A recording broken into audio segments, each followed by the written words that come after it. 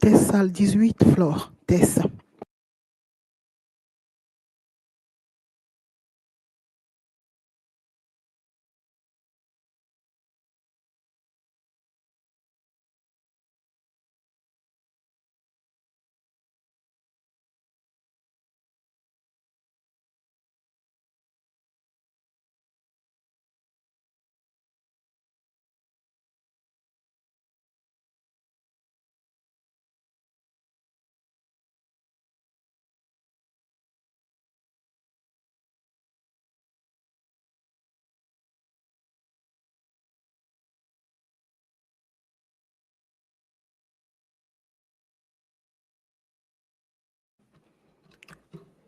Test canal anglais, on passe au français.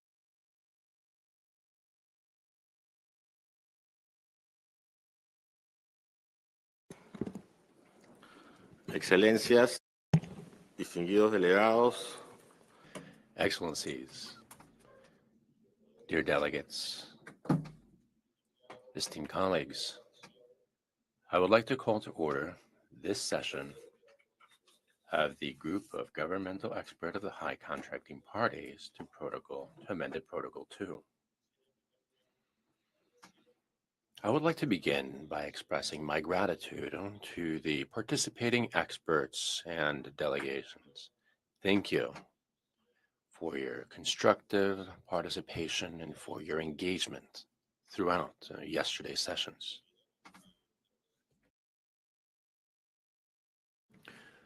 As we see it, we have already had one full day of fruitful discussions in key areas of particular importance to Amended Protocol II, which is why there is no doubt in my mind that we will continue that positive momentum throughout this second day with focused discussions, very interactive ones at that. So as you know, according to our program for the day, we will be continuing our discussions and we will have 3 additional panels. The first one is devoted to protection of civilians through risk education and other methods. the growing urbanization of armed conflict has resulted in the use of many types of explosive weapons originally designed for open battlefields in densely populated areas. Increasingly, conflicts are being fought in the streets, homes, and infrastructure of urban areas. The use of improvised explosive devices, IEDs, in such densely populated areas has devastating effects on the civilian populations. Civilians suffer disproportionately from the use of IEDs. In 2024, they constituted 68% of all IED casualties. Beyond the immediate and direct harm caused to victims and their families by death and injury, it is also the lasting effects that remain of grave concern, including psychological trauma, displacement, and damage to or destruction of infrastructure. The protection of civilian population from the threat posed by IEDs has been and must continue to be the driving force behind our work in this group of experts. Dear colleagues, as we have repeatedly stressed during our meetings, IED risk education is a crucial component of the global response to IEDs and an essential means of risk mitigation. By increasing awareness, we can foster social, institutional, and behavioral changes that save lives. Yet, as the use of IEDs continues to spread and evolve, our efforts must keep pace. We need to strengthen and adapt risk education activities, develop new prevention methods, and build the resilience of communities lining in or returning to contaminated areas. Only by ensuring that the response matches the threat can we reduce the devastating human impact of IEDs. I am therefore pleased to welcome our panel members who will provide relevant updates on the efforts in this regard and a conceptual framework for our future deliberations on risk education and other measures. Following the panel presentations, high contracting parties will be invited, as you know, to share information on their activities, campaigns, practices, and other education and prevention measures, or to ask questions if they so wish. Let me introduce the members of our panel. Ms. Eloise Pierry, Global Explosive Ordnance Risk Reduction Specialist, Armed Violence Reduction Division of the organization Humanity and Inclusion, HI. Then Mr. Hamid Ibrahimi, Explosive Ordnance Risk Education Advisor of the Geneva International Center for Humanitarian Demining, GICHD. And Dr. Hannah Wild, Explosive Weapons Trauma Care Collective. To open the debate, we are going to then hear first from Ms. Eloise Pierry. Ms. Pierry holds a master's degree in international relations and sustainable development from Lyon 3 University. After her experience in several French public institutions, she joined Humanity and Inclusions. Leads to unnecessary amputations. This statement has nothing to do with tourniquets are good, tourniquets are bad. Tourniquets are life-saving when they're used properly, and they cost lives and limbs when used improperly. The point is, just as important as ensuring we translate trauma care advances is ensuring that they're co-designed with local partners who understand the realities on the ground. A few things I'd like to ask you to take away from this talk. First, historically, protection of civilians has centered on prevention, and victim assistance in a mine action context has emphasized long-term rehabilitation. Both of these are critically important, but we also have to take into account mitigation immediately after an incident through emergency care, which has fallen relatively neglected. Second, while my own priority is improving local casualty care, everything I'm talking about today also holds relevance for peacekeepers, humanitarians, diplomats, foreign military advisors. Strengthening local trauma care capacity is mutually beneficial to states parties who may have personnel in country that require stabilization in the event of an incident. Finally, victim assistance should be an integrated pillar of counter-ID frameworks. This is a little boy I love with all my heart on the left who has about 1.5 fingers and with a tad of help ended up in school with better handwriting than mine. For the first time in the 2024 Secretary General report, we were able to incorporate provisions on victim assistance, and we have to build on that to strengthen emergency care. As a voice from the field, it is extraordinarily challenging to sit with the knowledge that we have so much potential to reduce preventable death among IED victims, yet lack the high-level support to implement and sustain these as part of a global standard of care. Thank you, and I remain at everyone's service to try and improve care for IED victims.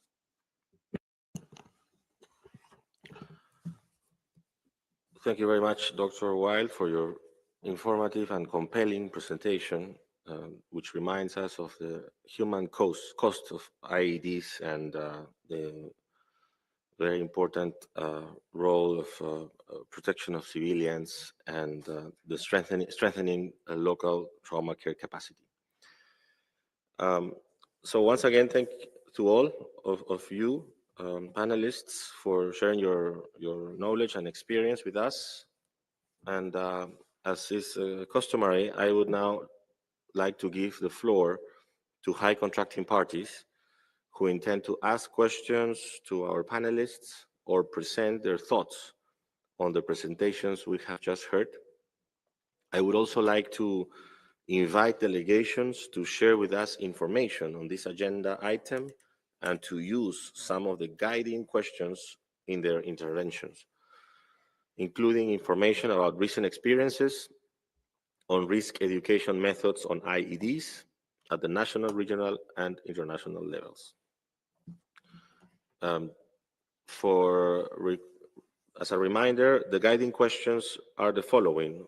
What are the most effective approaches to risk education in communities affected by IEDs, particularly in fragile or conflict-affected settings? How can behavioral change, which is a key aspect of explosive ordnance risk education, be monitored and its impact properly assessed? How can partnerships between states, NGOs, and local actors be strengthened to enhance protection measure for civilians against IEDs? And what lessons can be learned from previous initiatives on IED awareness and response? And how can this inform future actions? So the floor is open.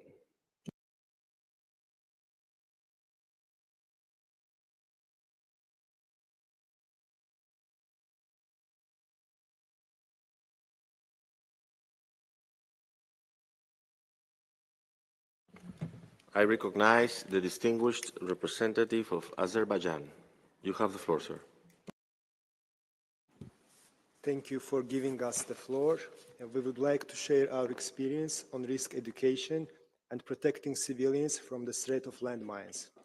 Azerbaijan is among the most heavily mine-contaminated countries in the world, with more than 1 million landmines and a known number of explosive devices planted in its territories during the period of occupation.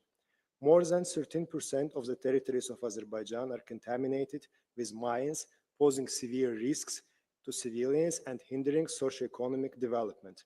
Established in 1998, Azerbaijan National Agency for Mine Action stands as the primary entity tasked with overseeing humanitarian demining operations, capacity building initiatives, and awareness-raising activities to mitigate the risks posed by landmines and explosive remnants of war. Over the last 30 years, the cumulative toll of landmine victims in Azerbaijan is more than 3,400. From 2020 until 30 June 2025, 242 landmine explosion incidents occurred, which resulted in 399 victims, including children, youth, and women, underscoring the urgent need for mine clearance and victim assistance. Since the end of war in 2020, important progress has been attained in demining operations, with a total of 211,203.1 hectares of land successfully cleared, of 59,382 mines, and 141,361 explosive remnants of war. The total area cleared constitutes approximately 18.1% of the total estimated contaminated area. The government of the Republic of Azerbaijan undertakes explosive ordnance risk education initiatives designed to prevent casualties resulting from landmines and other explosive ordnance. These efforts include awareness-raising activities, public information campaigns, training programs, and educational initiatives.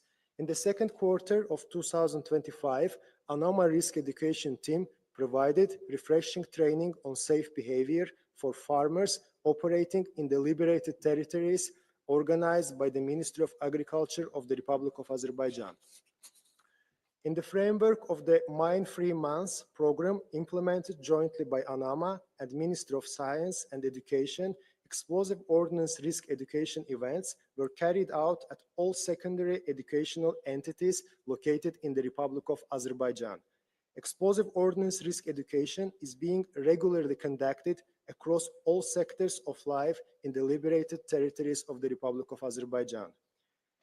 Given the severity of the landmine threat in Azerbaijan, we count on adequate political and practical support by the international community to Azerbaijan's demining efforts as a matter of human solidarity.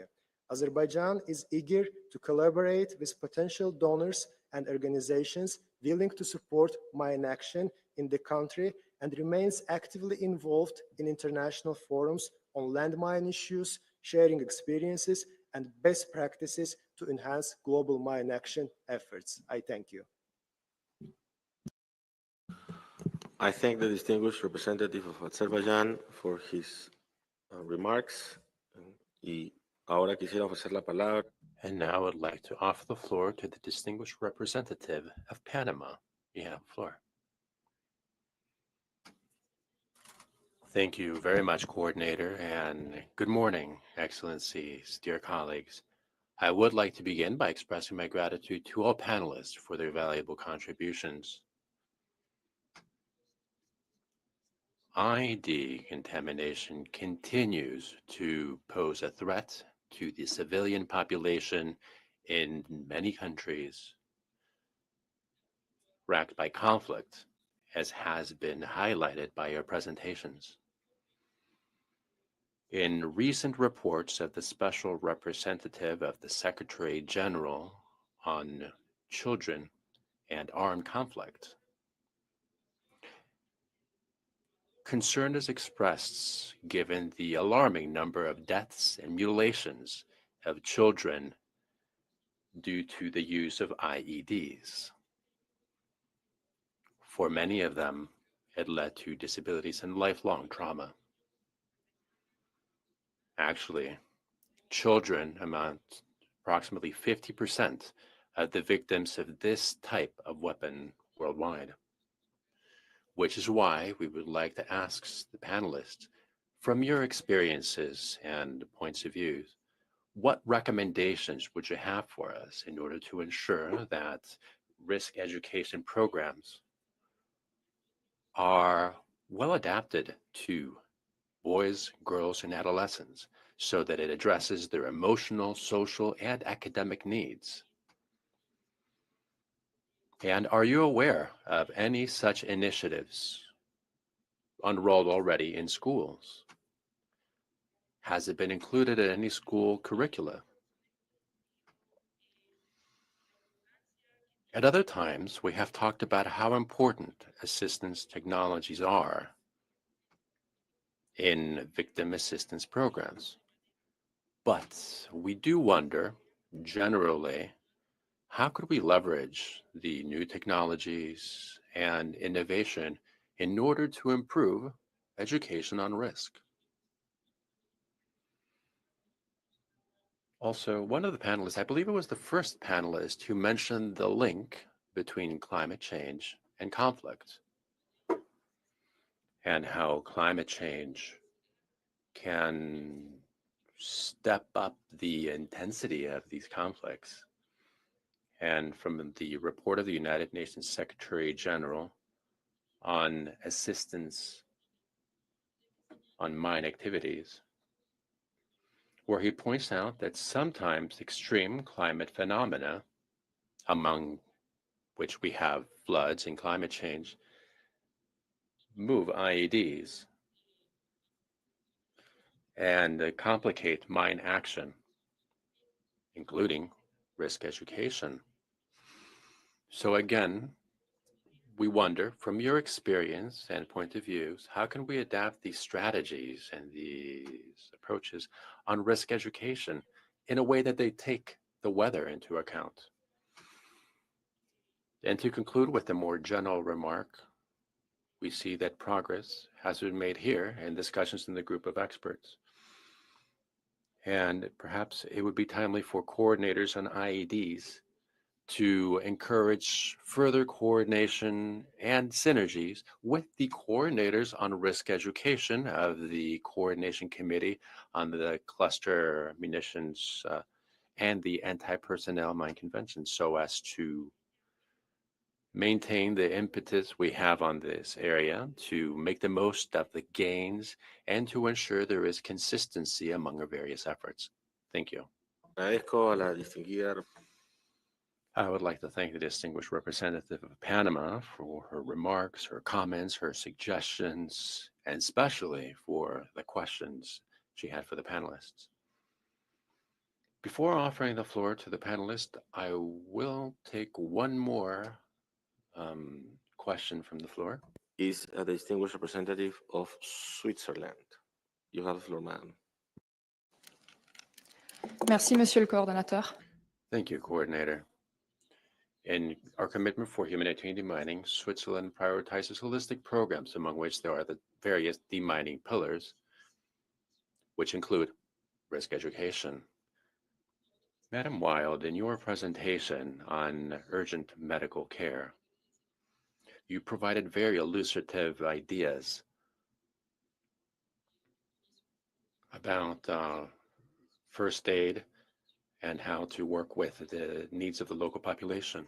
Could you or other panelists see potential synergies that might be used between first aid and risk reduction activities? For example, by integrating both of them in a common curriculum or program. Thank you. Je remercie la représentante. I would like to thank the representative of Switzerland for her comments and questions to our panelists. Le prochain orateur, c'est le... The next speaker is the distinguished representative of Mauritania. You have the floor.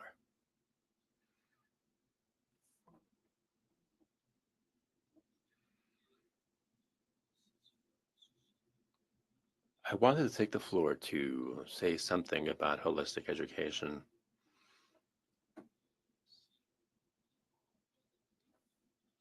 and to highlight something about communication. In some countries, the symbol of danger is well known, and in other countries,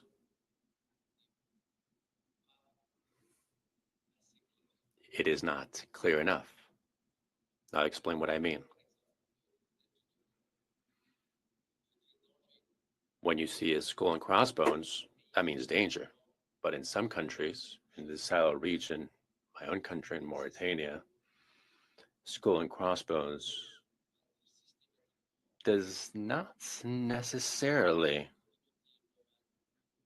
in the nomad and indigenous community, does not necessarily convey the same meaning. So, as I see it, it would be advisable to take that on board when thinking about communication and documentation that might be handed out for use in various continents. It would be advisable to localize the communication efforts. Thank you. Thank you to the representative of Mauritania for his comments. I'd like to give the floor to our panelists to answer questions which have been raised by delegations. I suggest that we follow the same order. So I will first give the floor to Madame Pierry. Vous avez la parole. Thank you. So I will try to answer some of the questions. The first one was around what kind of recommendation can we make in order to adapt risk education to children and teenagers. So it's indeed something that we are working on. We are providing risk education in schools in a lot of countries using the safe school approach most of the time, meaning that we will try to develop a full plan of action with those children. They will explain us what are the biggest threats they are facing, and we will try to find mitigation measures with them. So not only providing risk education sessions, but really working with them on risk mitigation measures. It's something that we take into account in the development of IEC material of information, educational and communication materials. We are doing specific materials for children and for teenagers as well. You were also asking what kind of new technologies or innovations could we use to improve the implementation of risk education. We have a lot of discussions within the sector on that topic. For instance, we do believe that we need to include more and more the use of OSINT or open data, of open data research to be able to tailor our modalities of interventions, especially in case like in open conflict context where we don't always have the access to the communities. So this is one of the innovations that we have in mind in order to collect data to have a better insights on the risk-taking behaviors people are adopting.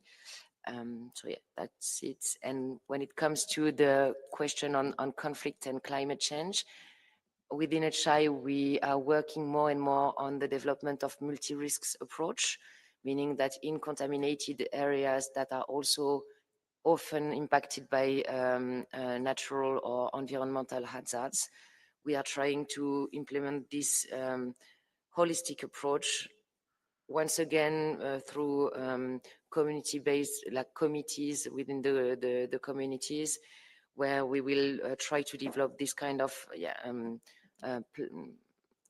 plan of, we will list all the threats, including the ones related to explosive ordnance and the ones related to climate, and then try to find mitigation measures like early warning systems, evacuation plans, etc. Yeah, yeah, and when it comes to the question from Switzerland about the synergies between first aid training and risk prevention, but Dr. Hannah Wild will reply it as well. But this is what we are trying to do more or less in Ethiopia, India, and we are providing risk education sessions. Our teams are staying for a full week within the same location with the same people. So we are taking advantage of staying for a full week to provide risk education sessions, provide this first aid training, and also provide, like, do some identification and referral of people in need and of explosive ordnance victims. That's it for me. I don't know if you want to jump in. Thank you very much for the questions raised. These are very promising, actually.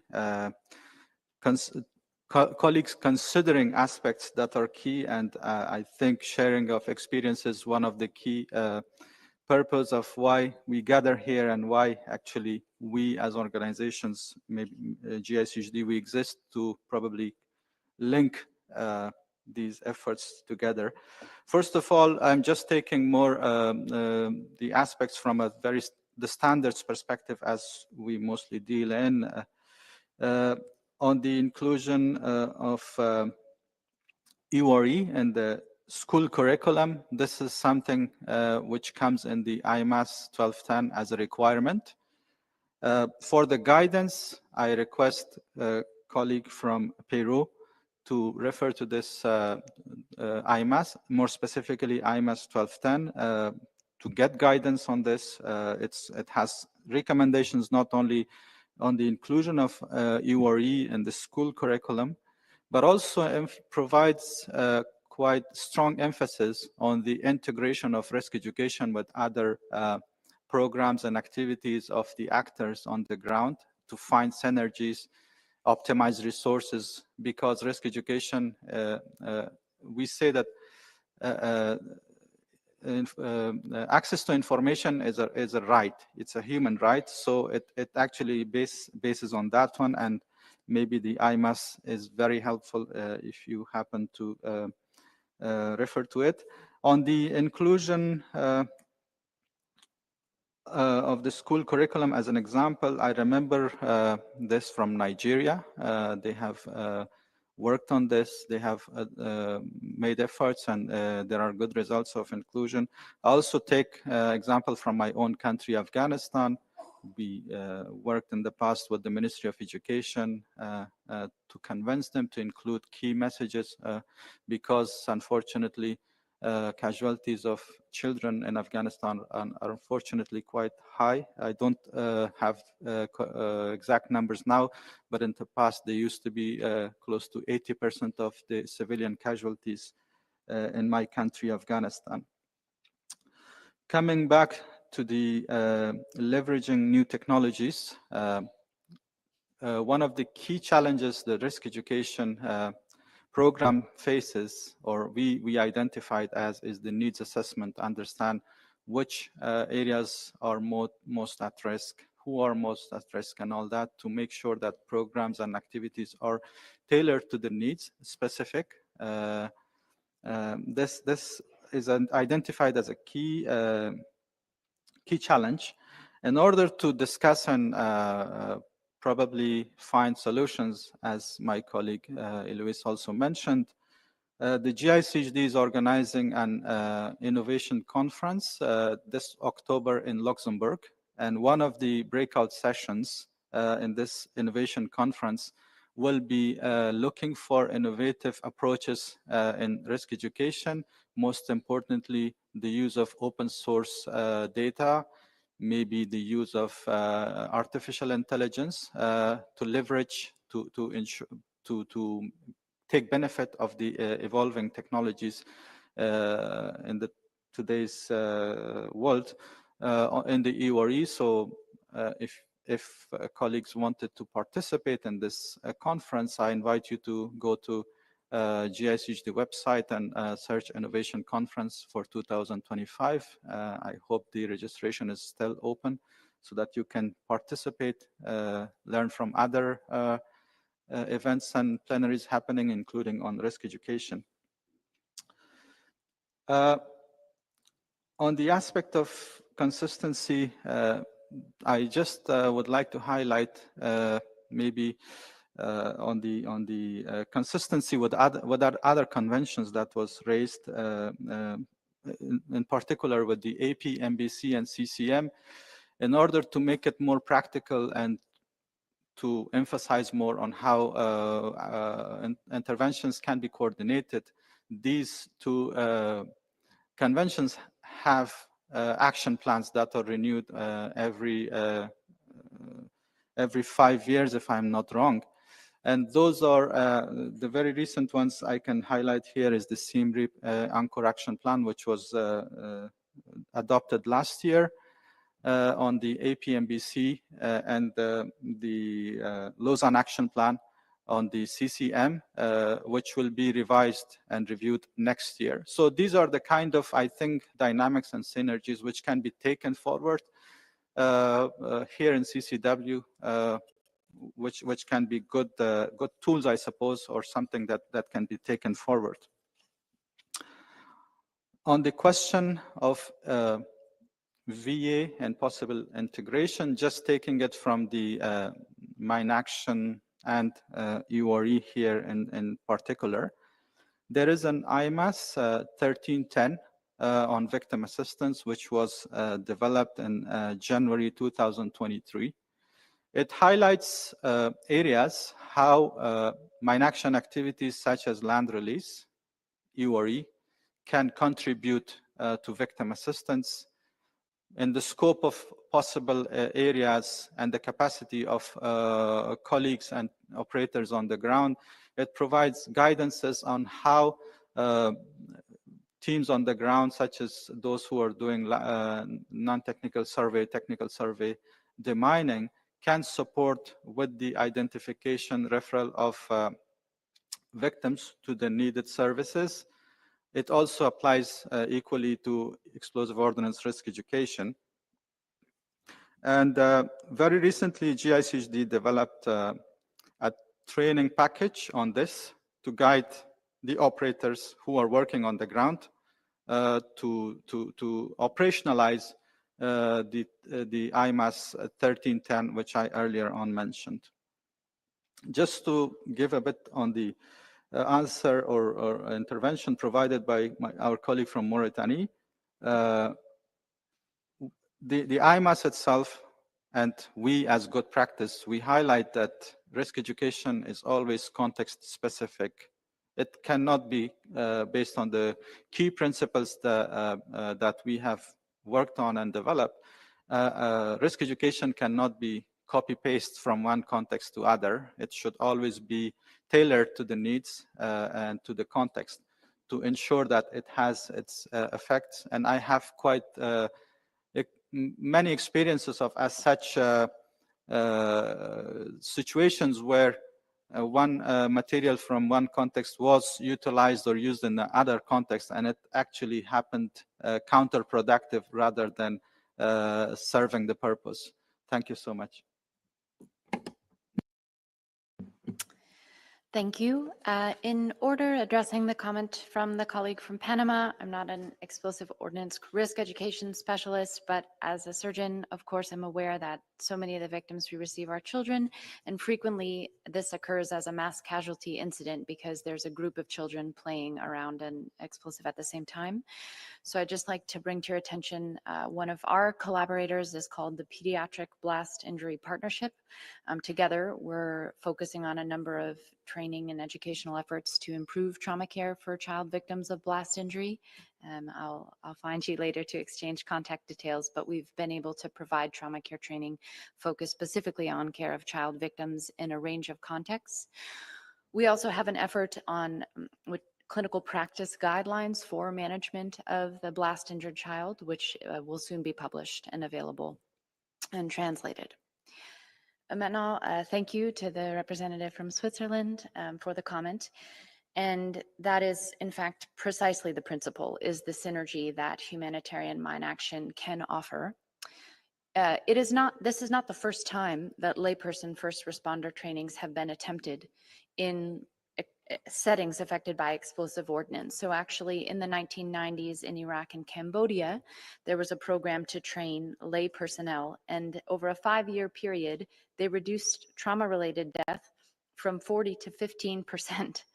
But yet it wasn't continued. So we saw that even though it was successful, we had to find a better implementation strategy for this to be sustained.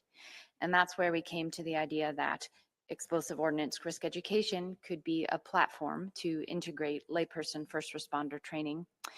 So as my co-panelists mentioned, at the Siem Reap action plan, we were actually able to include a new action which focuses on integrated explosive ordnance risk education and layperson first responder training. And now the program that we're piloting in Burkina and now elsewhere, such as in Tigray, there's going to be an open access toolkit so that this can be adapted, used by anyone, adapted in any setting, designed specifically for code delivery with EURE. And that includes everything from contextual analysis tools, the curriculum itself, both for training of trainers as well as in the communities, evaluation tools, because we use I'm a surgeon and an academic by default when I think it's necessary to prove our point. So we have a multi-pronged evaluation strategy, from written tests to skills evaluations to actual incident reports of when our trainees cared for victims of an explosive incident. So thank you very much for the question.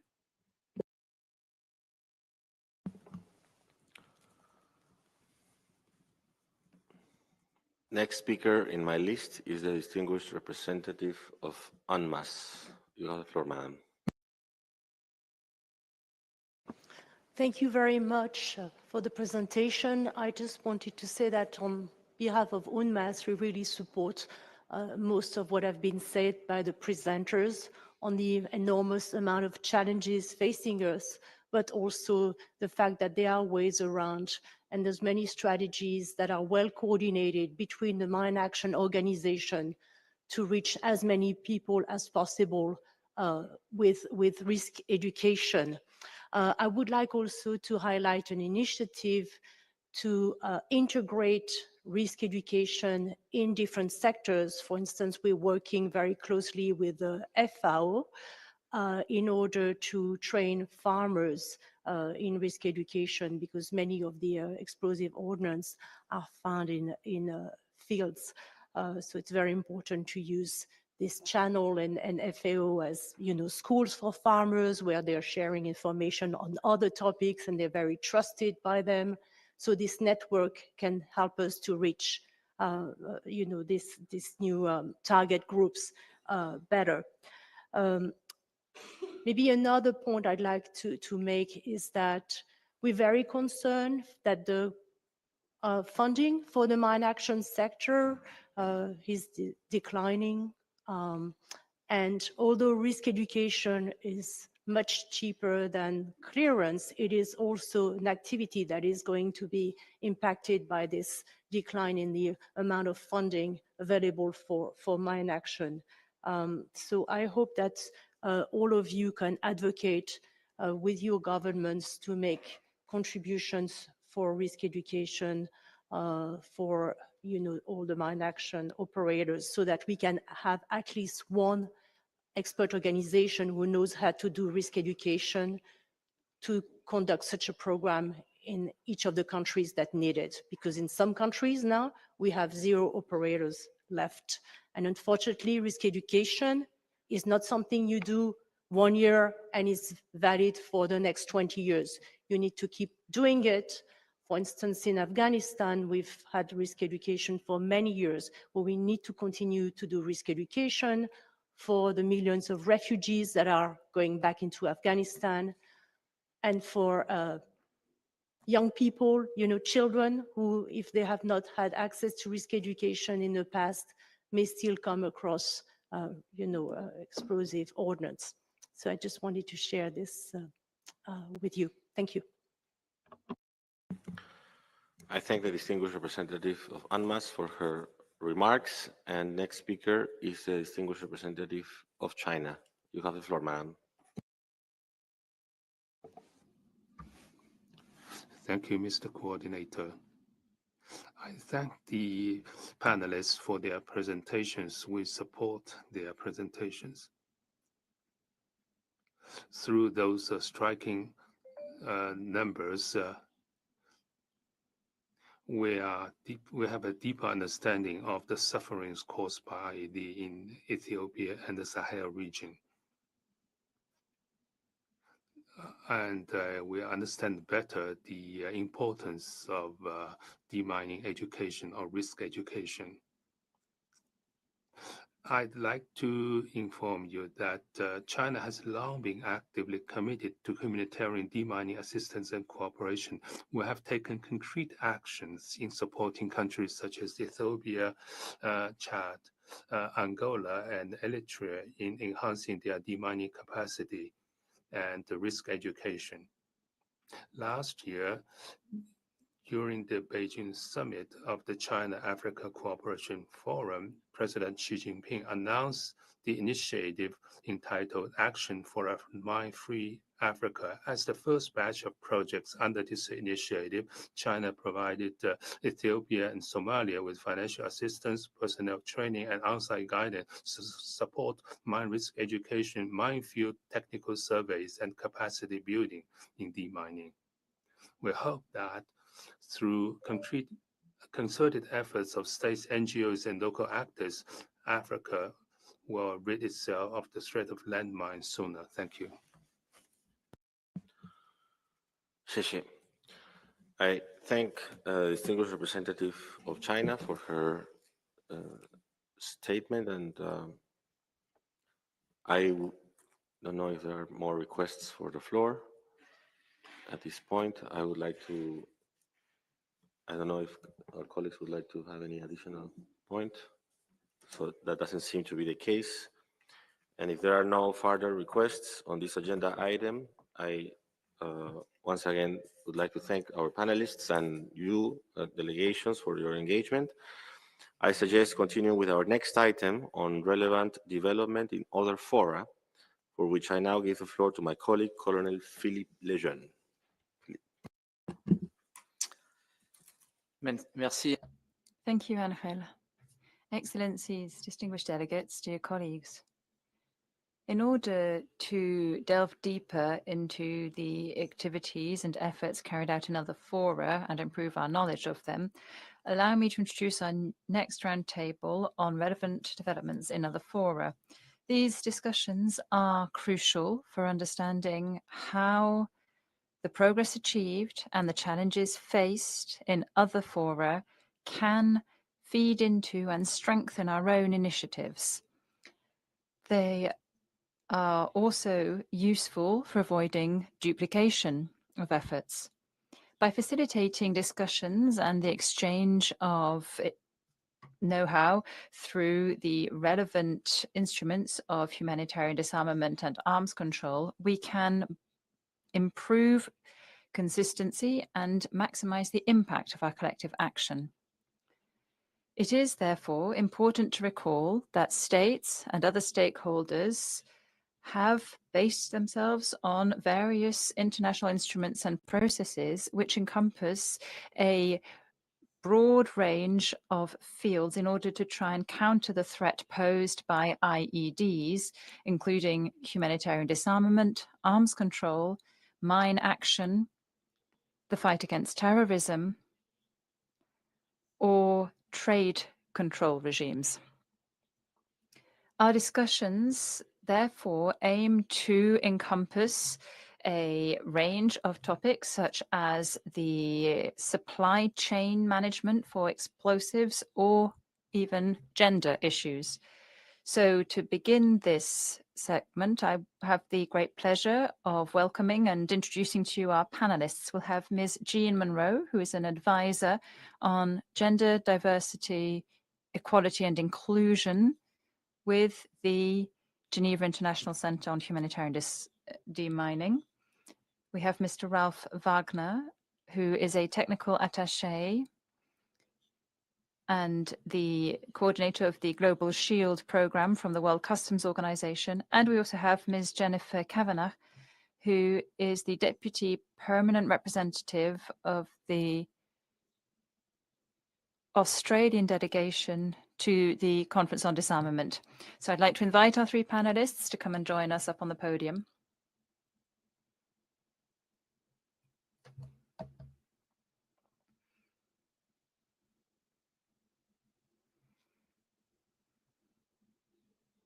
Pour débuter cette To kick off this roundtable, we're going to hear a presentation from Ms. Jean Monroe. As I said a few moments ago, Ms. Monroe, you are an advisor on gender, diversity, equality, and inclusion within the GICHD. You have a long experience of working within governments, UN agencies, and civil society for developing inclusive programs and policies in conflict-affected areas and areas affected by humanitarian situations. Your work involves driving forward the integration of the gender dimension and diversity and promoting women's empowerment in the fields of disarmament, development, and peace building. During your presentation, you will be answering the following question, amongst others. In what way does the Women, Peace and Security agenda, or what does it consist of, and why is it important in the context of disarmament and the CCW, especially when trying to respond to the threat posed by IEDs? You have the floor. Merci beaucoup. And thank you very much for the opportunity to be here with you this morning. So let me begin by addressing the first part of the question. What actually is the Women, Peace and Security agenda? So at the heart of it, this agenda is grounded in a simple but powerful truth that peace and security efforts are much more effective, more just, and more sustainable when women are involved and when gendered impacts are understood and addressed. The WPS agenda was established 25 years ago through the UN Security Council Resolution 1325 and has since been expanded through a series of follow-up resolutions. There are four main pillars to this agenda. The first is participation. Participation calls for the full and equal and meaningful participation of women in peace and security efforts, including decision-making roles in conflict prevention, mediation, peace building, and post-conflict recovery. The second pillar is on protection. This pillar ensures the rights and safety of women and girls in situations of armed conflict and displacement, including the protection from sexual and gender-based violence. The third pillar is on prevention. This means promoting measures that reduce the risk of conflict and violence, including early warning systems, disarmament, and community resilience strategies, where women often play an essential role. And the final pillar is relief and recovery. This pillar recognizes the need for gender-responsive recovery that rebuilds communities with equity and dignity, ensuring that women and girls have equal access to resources, services, and leadership opportunities. This agenda is more than just a framework for gender equality. It's an evolving strategic tool for improving the outcomes in conflict-affected settings. Resolution 1325 specifically calls on the mine action sector to contribute to this agenda. To date, over 110 countries have adopted a national action plan. These national action plans, or NAPs, localize the WPS agenda within national policies. These plans can and should be connected to disarmament and arms control instruments, including the CCW and IED responses.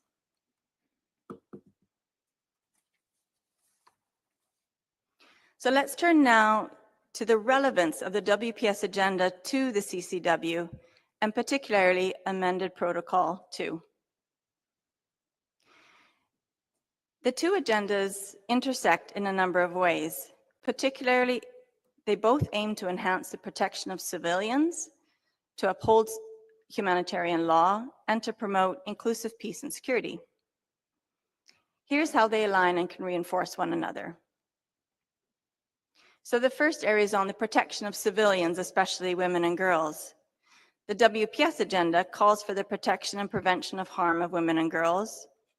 The CCW regulates weapons that indiscriminately harm civilians, such as landmines, booby traps, and explosive remnants of war. These are tools that can cause long-term harm to women and girls as they return to contaminated areas, take on caregiving roles, or travel for water and firewood. Protocol 5 on explosive remnants of war is of particular importance, as it addresses the dangers that persist after conflict and seeks to ensure safer conditions for civilians, especially women and girls. It reflects the humanitarian purpose at the core of the convention, a principle that is likewise embodied in Amended Protocol II. The second alignment is around the inclusion in disarmament and mine action processes. The WPS agenda calls for women's full and equal participation. Under the CCW framework, state parties and observers are encouraged to integrate gender perspectives in discussions, especially regarding clearance prioritization, victim assistance, risk education, policy formulation, and implementation. The third area is on gender-sensitive risk education and victim assistance. WPS principles emphasize the importance of gender-sensitive approaches in humanitarian programming. Within CCW context, this means having tailored risk education, as we saw in the previous panel, recognizing that men, women, boys, and girls all face distinct risks and responsibilities.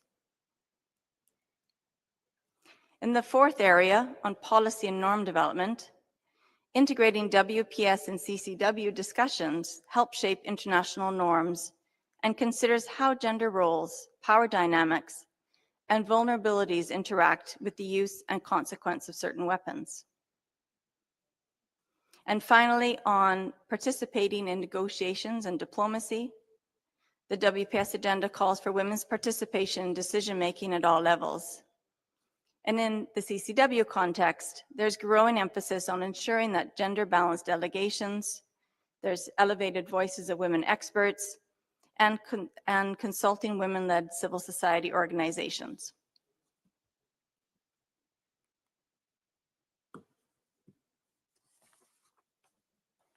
So let's explore now how each of the WPS pillars and how it can enhance the protocol's IED's response. First, on participation. We know that women are too often excluded from decision-making in security operations, including humanitarian clearances of IEDs through mine action. Yet women hold critical knowledge about the patterns of movement, unsafe areas, community leads, and local conflict dynamics. Including women meaningfully in IED policymaking, clearance teams, and liaison roles, and risk education leads to smarter and safer operations. A mixed gender workforce in explosive ordnance removal, for example, increases access to affected populations and helps challenge stereotypes that limit opportunities for women in technical fields. On the second pillar of protection, IEDs often target or disproportionately harm civilians. Their use in public areas, near schools, markets, and transport routes exposes women both directly and indirectly. Women may face increased risks of sexual and gender-based violence when displaced or forced to take alternative routes due to IED contamination. And applying the WPS protection principle means ensuring that IED responses also incorporate psychosocial support, health services, and safe mobility for all affected groups. Under the third pillar of prevention, women's contribution to early warning systems and community vigilance networks are well documented in peace and security settings.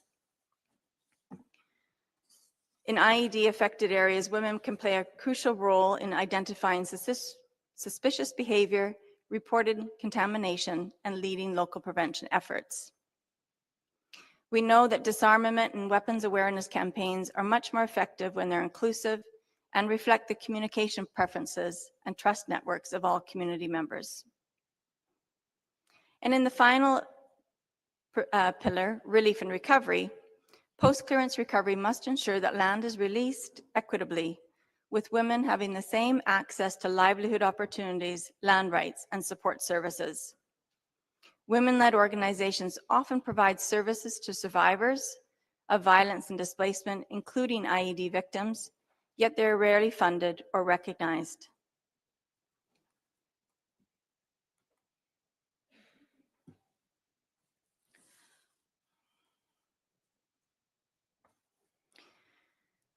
So having a stronger gendered approach in disarmament has been seen in the review of the APMBC and in the development of the Oslo Action Plan in 2019, and this was upheld and even strengthened in the Siem Reap Anchor Action Plan, or SRAP, in 2024.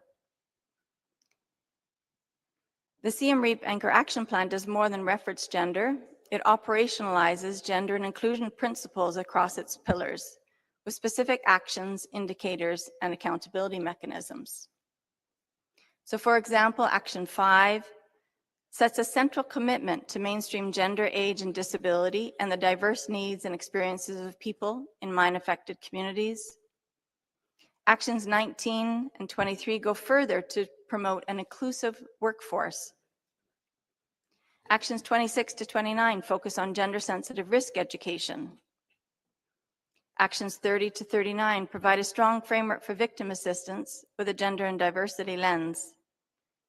And finally, monitoring and reporting obligations under Article 6 and 7 of the Convention and Actions 31 and 32 of the Action Plan explicitly require the use of disaggregated data by sex, age, and disability. This level of integration in the Action Plan is not symbolic, it's strategic. It positions gender and inclusion as central to achieving a mine-free world that's also just, inclusive, and equitable.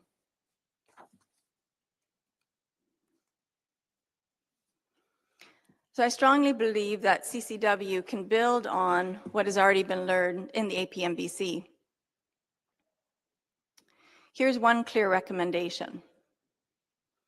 At the upcoming review conference, there should be a formal commitment to increase the participation of women in all aspects of IED response and to mainstream gender and inclusion as an important step in improving effectiveness of protecting civilians and reducing harm. This commitment can be operationalized through the provision of specific guidance for inclusive planning, data collection, risk education, and victim assistance with measurable indicators, an updated reporting template that requires disaggregated data, targeted capacity building for national authorities and operators on inclusive approaches to IED risk reduction, and through the use of a gender focal point system. As many of you are aware, within the APMBC and the CCM, gender focal points are designated state parties. Their role is to ensure gender considerations are integrated into the work of the conventions, whether that means highlighting gender-specific needs in meetings or ensuring that committees apply a gender lens in their work. This has proven a valuable mechanism for mainstreaming diversity considerations. This recommendation is a clear way that the CCW can improve operational effectiveness, strengthen protection outcomes, and better reflect the diversity of affected communities. Ultimately, this alignment ensures that disarmament is not only about weapon removal, but about restoring rights, dignity, and safe futures for all. So in conclusion, when we bring the WPS agenda and this into the CCW context, especially in the fight against IEDs, we gain more effective programming as we design interventions that respond to real community dynamics. We gain more inclusive outcomes, where women and marginalized groups are not just protected, but they're empowered. We gain greater alignment with international obligations, including the Sustainable Development Goals, the Conventions on the Rights of Persons with Disabilities, and conventions on the elimination of all forms of discrimination against women. And ultimately, we gain greater peace and security built on trust, dignity, and equal contributions of all. So I'll conclude with repeating the recommendation that at the upcoming review conference, there should be a formal commitment to increase participation of women in all aspects of IED response and to mainstream gender and inclusion as an important step to improve effectiveness and protection of civilians and reducing harm. By aligning the WPS agenda and the CCW can enhance operational impact, improve protection for all affected populations, and ensure its actions reflect the full diversity of those impacted. Ultimately, disarmament becomes not just about the removal of weapons, but a pathway to restoring dignity, rights, and lasting safety for communities. Thank you.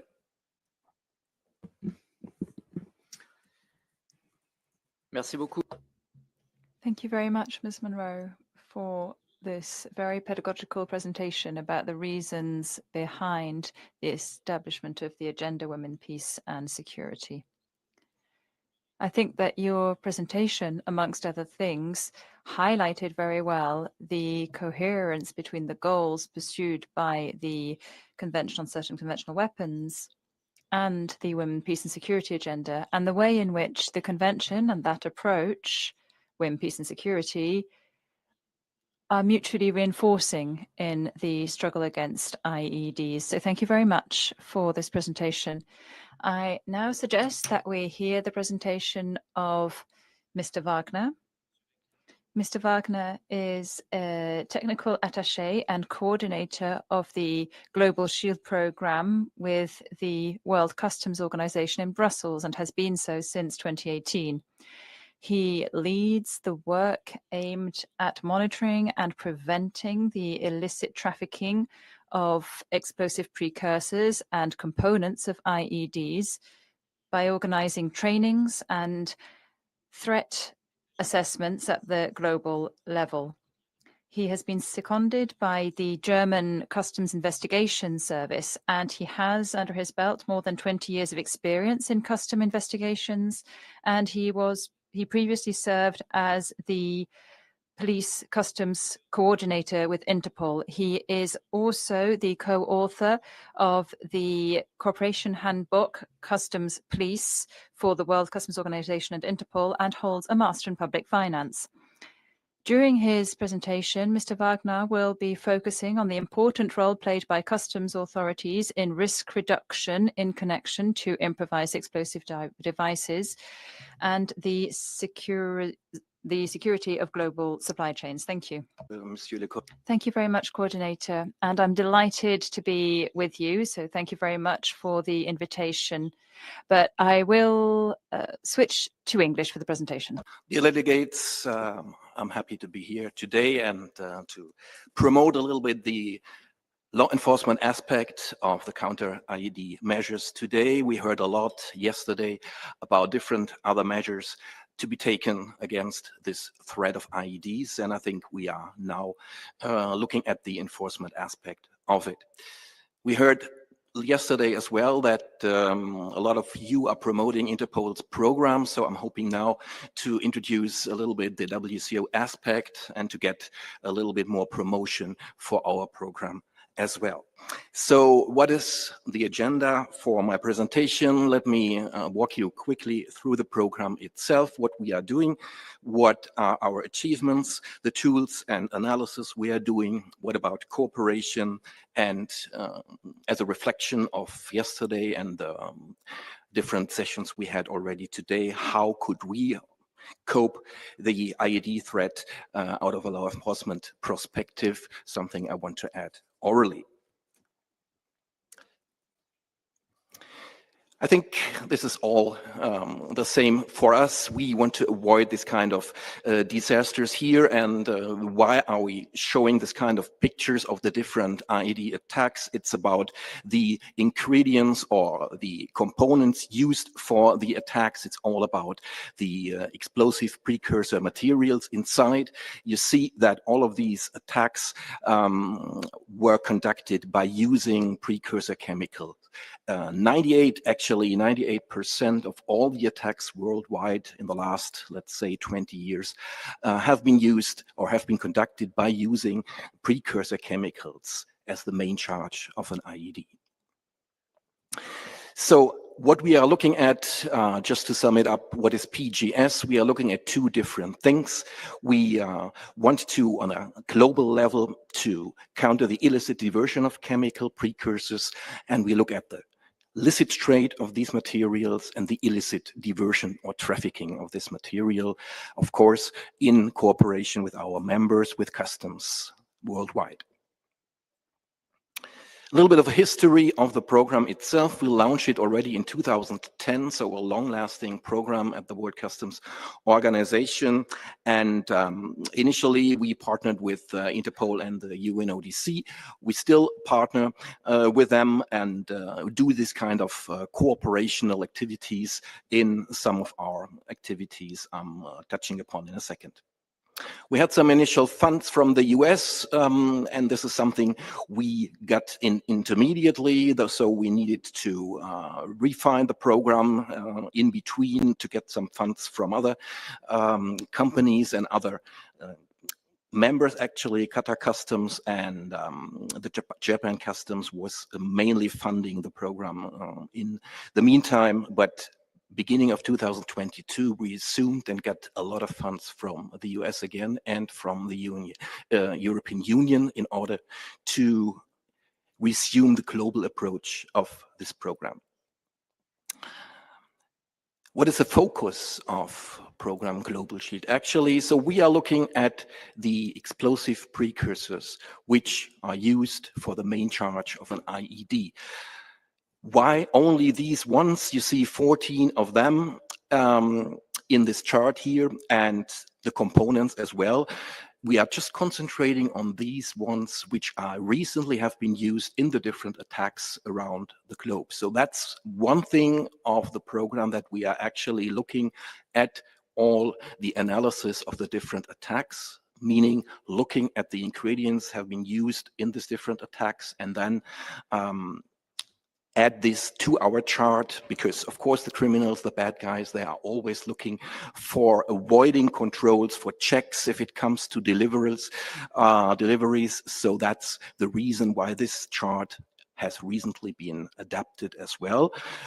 It's about regulations as well. So if you are looking at different regulations in your country or in the region, for the EU, for example, there is a regulation in place which is concentrating on different or additional chemicals, of course, but we don't have any regulation for acetone, for example, and for urea. That's why we scratched these from the chart. But we have, of course, all the mixtures used with acetone and urea still remaining in our chart, because all these mixtures which we have encountered, these additional materials, chemicals, are included in this chart of 14 chemicals. So this is something flexible, the chart. Every 3 to 4 years we are adapting this chart, looking at the different attacks around the globe and just aligning it to our chart. And in addition, of course, the different IED components you probably know and aware of if it comes to detonators, cords, caps, ignitors, or safety fuses. The main pillars of the program, just to quickly run you through, it's about, of course, capacity building, it's about analytics, it's about information and intelligence, and enforcement operation, which is for us the best method to gather a lot of information, collect information.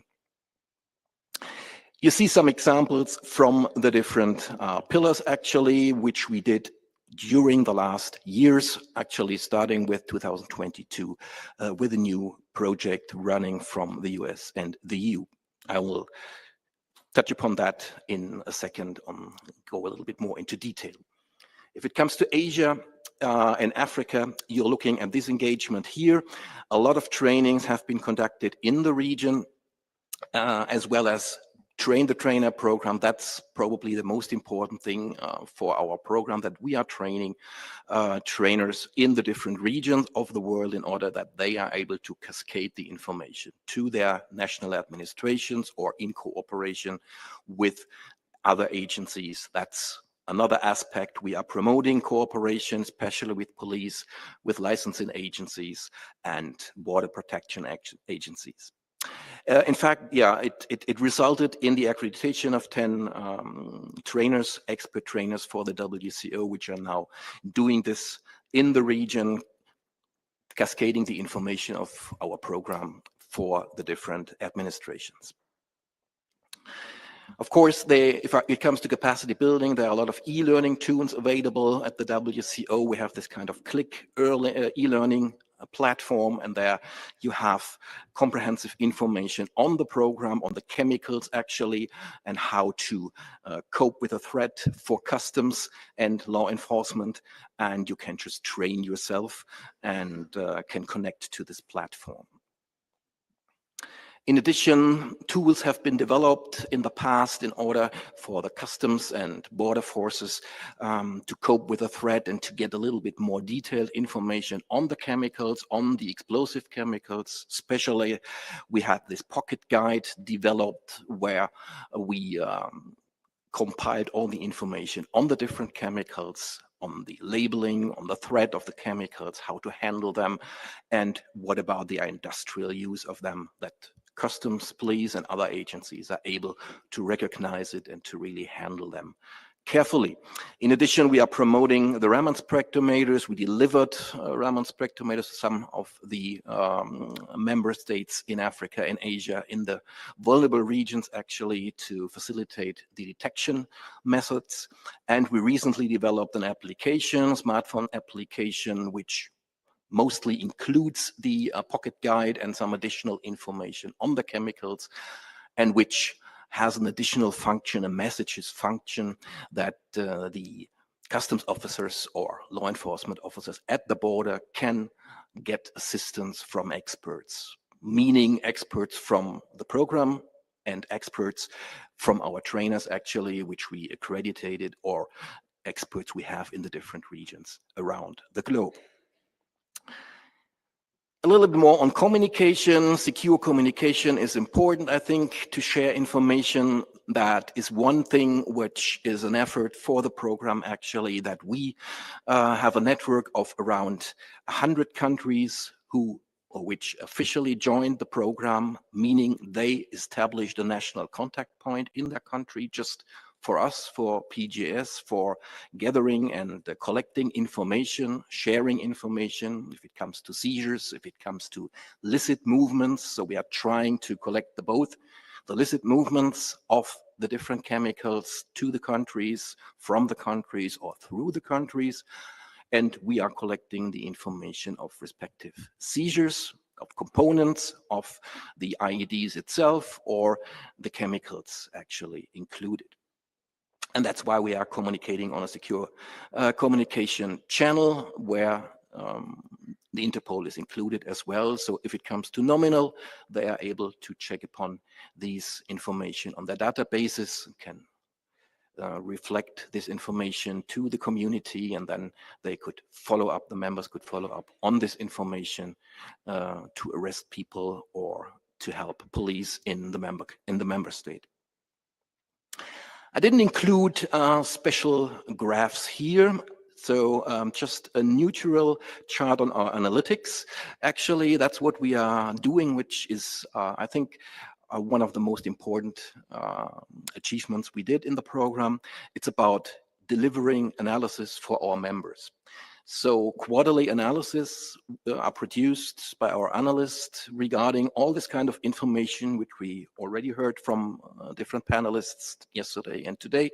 It's about the threat analysis, which kind of attacks have been happened around the globe. What about the different ingredients of these attacks, so what kind of material has been used, which countries are affected the most, which regions are affected the most, what about the different threats we have in the different regions, and this is the first part. The second part is about the illicit movements of these goods, depending on member information, but as well as open source information, like the UN Comtrade platform. We are compiling this statistics or analytics on the movements of the precursor chemical materials or explosive precursor chemical materials that our members can adapt their risk assessment. This is crucial. That's something key in the program, that members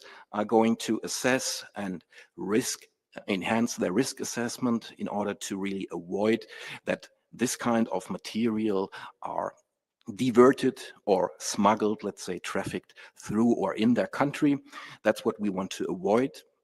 Actually, the reason why we are looking especially at this material and that customs looks at that material is that the bad guys, the criminals, always look at different materials which we don't have at hand. So most of them, of the different stakeholders, different groups actually acting, they don't have every material at hand in their country. So at least some of the ingredients of the IEDs needs to be imported from abroad, and that's why customs especially is looking at this kind of material to get it, of course, officially in the country, and that's why we are looking at risk assessment, looking at profiling in cooperation with other law enforcement, especially police. So we are developing this kind of analytics for our members for enhancing their risk assessment, as already mentioned, and there are existing dashboards which countries can use, actually, dashboards which contain the threat, the attacks, the casualties, and which contain as well the illicit movements on a global level, a regional level, and even a national level. So they can just focus on their country and can then adopt or enhance their risk and profiling methods in the country. In addition, of course, that's what I mentioned already. It's about operational border force operational exercises we are conducting in the different regions. That's something we are learning a lot of, because it's about modi operandi, it's about the different materials which have been trafficked or smuggled in the country, and that's where we get a lot of information from. That's something important. You see the different results of these operations, impressive results from the different operations in the different areas, in the different regions of the world. So it's about getting a lot of information on the products itself, the IED ingredients, how the criminals are smuggling this kind of products, and of course the routing which they are using. So that's something important for us to get an overview on the situation on the different materials to secure the supply chain. There's another global operation upcoming this year, so that's something we are looking for. 90 countries already registered to participate in the operation, so hopefully all your countries as well will participate. And we are looking at doing 3 to 4 weeks exercise end of the year in order to get this information on seizures, on the illicit trade once again, and modi operandi, and then to have a final report, an analytic report end of the year to be shared with other members. Looking at cooperation, I think it's the most important thing. We already mentioned that here in the meeting, and that's for the program as well. That's why we are conducting a regular symposia. A conference, a global one, has been conducted in 2022, and another one recently in 2025 in May. So normally we are inviting all the important stakeholders, same as CCW as well. So I think this is the most important thing for our program, that we are regularly cooperating with all important stakeholders, all the different bodies of the UN, for example, all the Small Arms Survey, for example, as well. If it comes to Interpol, we are cooperating, of course, with Interpol and with the Europol. So all the different stakeholders and organizations in this area we are working with and inviting and trying to contribute to all the different actions of the different fora. Last but not least, I wanted to, before concluding with my presentation, I want to add some comments on the way forward. So what is my or our perspective and how to cope the IED threat for the future? It's about risk assessment. That's what I already mentioned for the members. Risk assessment and profiling, that's what we are normally training the most of our members. But it's about analytics as well. We need this kind of cooperation with all the law enforcement agencies if it comes to the criminals itself, if it comes to the different materials used in the attacks. And we need to have this information at hand. So the collecting and compilation of this new evolving technologies, the substances and the material used for these attacks, this is something we need to compile and to analyze. We need this cooperation, which I already mentioned, between law enforcement agencies and, of course, the international organization. And we need to implement similar procedures as I deem that really necessary in the EU, for example, that we have national contact points for precursor chemicals from police and from customs, so that police is able to look at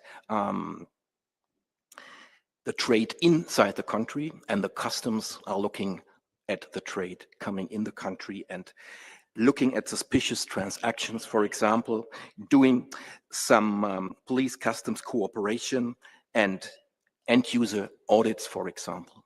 Licensing procedures needs to be enhanced, and last but not least, regulations in the different countries needs to be established. It's depending on the country, of course, and it's depending on the region, but this is something where everyone probably needs to look at if regulations of precursor chemicals, explosive precursor chemicals, or additional IED components could be something to be added, like the EU probably did it already. So that's about my presentation. I quickly ran through the program and hope that I'm open for any questions. And thank you for your attention.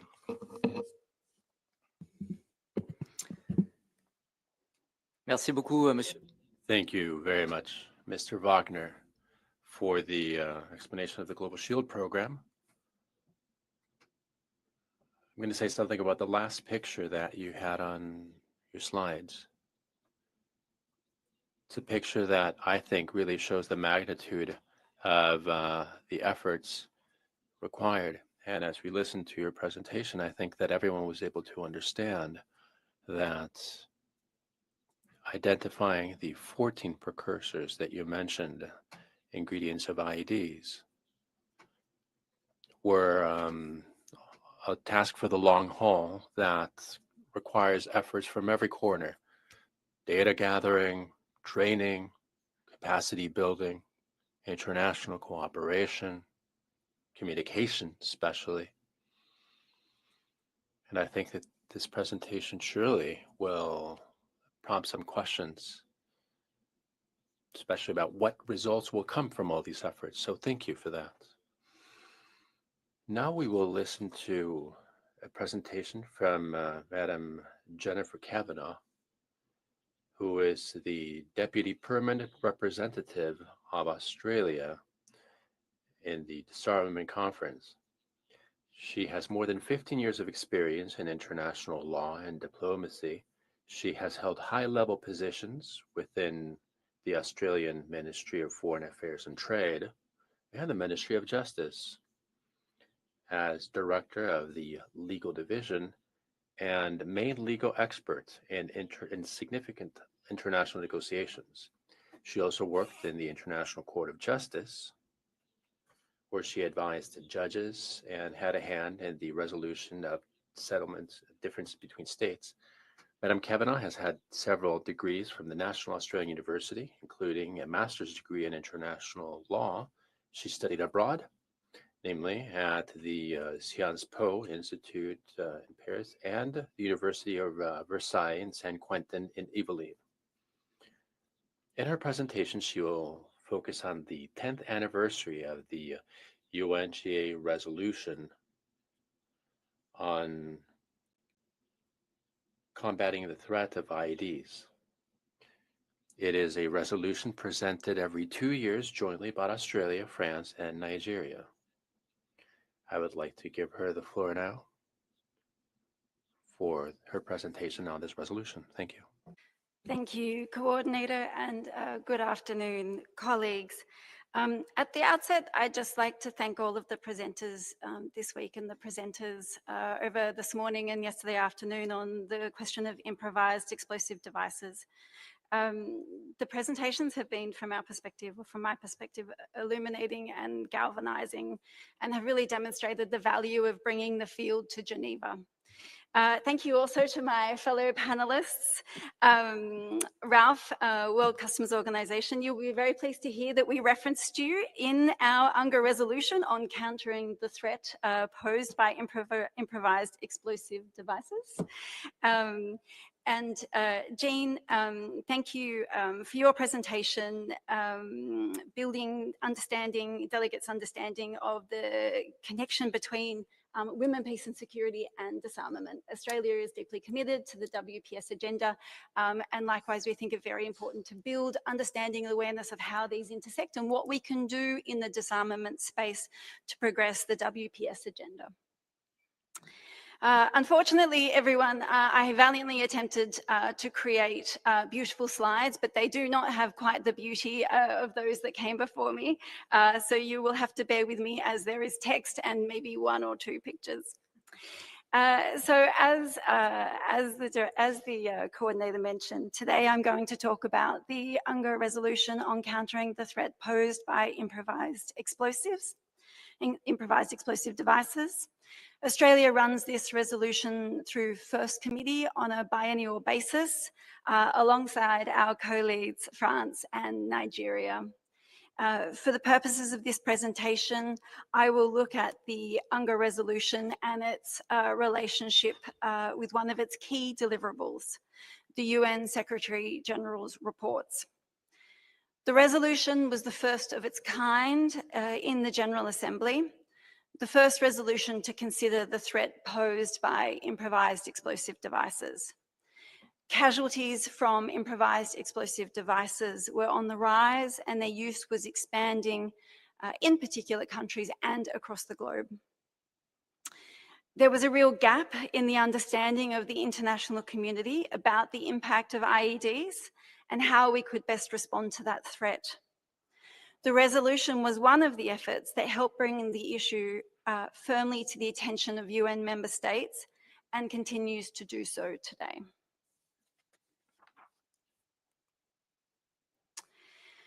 So as you would expect with any resolution focused on an evolving international security issue, the resolution has itself evolved over the course of the decade.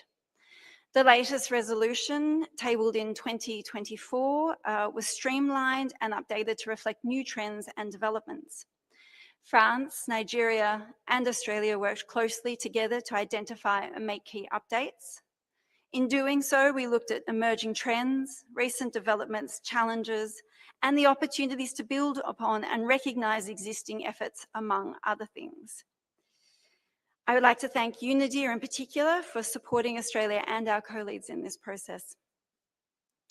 Consultations on the resolution took place in person and online. In 2024, it was the discussions in the room and in the corridors that helped us maintain the high levels of support for the resolution that we saw last year. The lodgement deadline for resolutions is midway through first committee. In 2024, this was the final point at which edits were made to the resolution, though further revisions would have been possible had they been needed. Following advocacy for our resolution, including a successful side event hosted by France on current challenges, the resolution was voted at the end of first committee. In 2024, the resolution was adopted without a vote. Australia was very pleased with this outcome, as demonstrating the high level of international support for countering the threat posed by IEDs. I'll now turn to the relationship between the Younger Resolution and one of its key deliverables, the UN Secretary General's reports. The resolution has requested 4 Secretary General's reports, which were released in 2016, 2018, 2020, and last year, 2024. The reports, through their findings and recommendations, have in turn informed the updates Australia and co-leads have made to the resolutions. As set out in my explanation of the process for updating the resolution, we pay close attention to emerging challenges, trends, and initiatives that we can build upon. I will focus on 3 aspects of the UN Secretary General's reports today.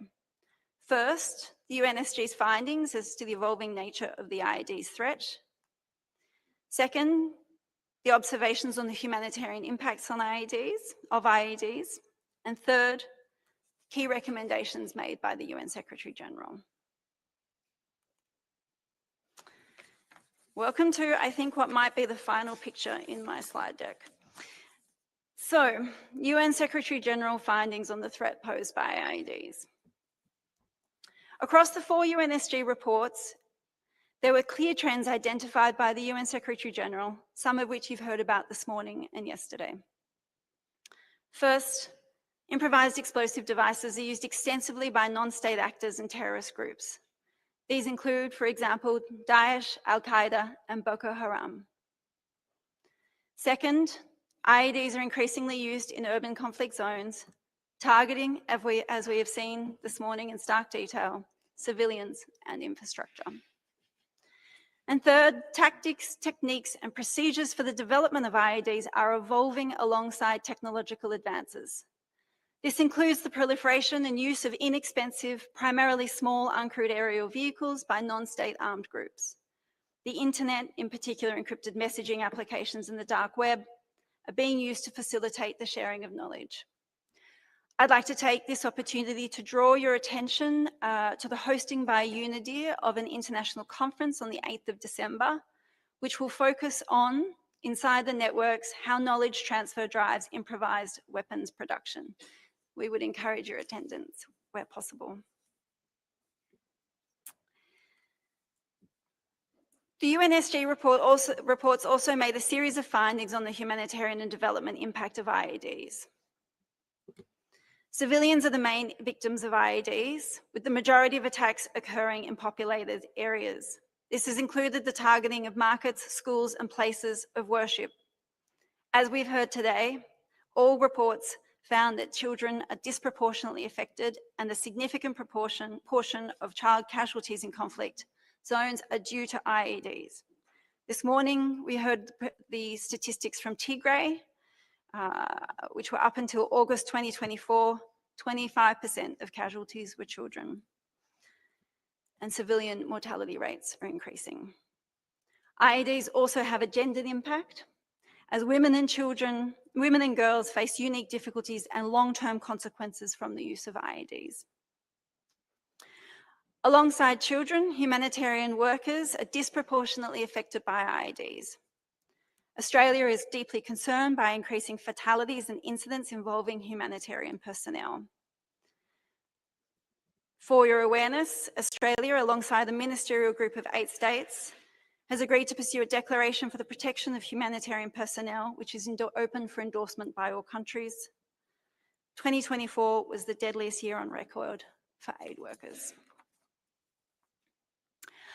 IEDs also cause significant disruptions to infrastructure, humanitarian access, health services, education, and economic recovery.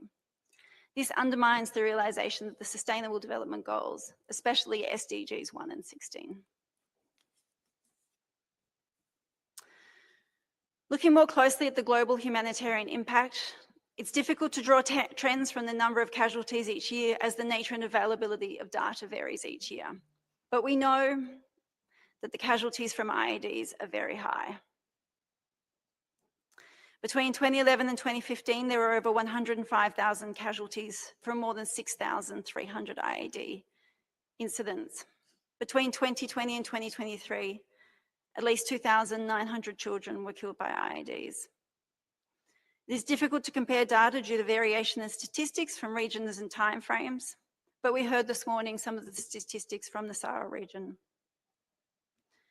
IEDs is a global problem, with 50 to 65 countries affected during the reporting period. The regions of Africa, Middle East, and Central Asia are particularly impacted. Between 2020 and 2023, 65 countries and territories were affected, many of them in Africa,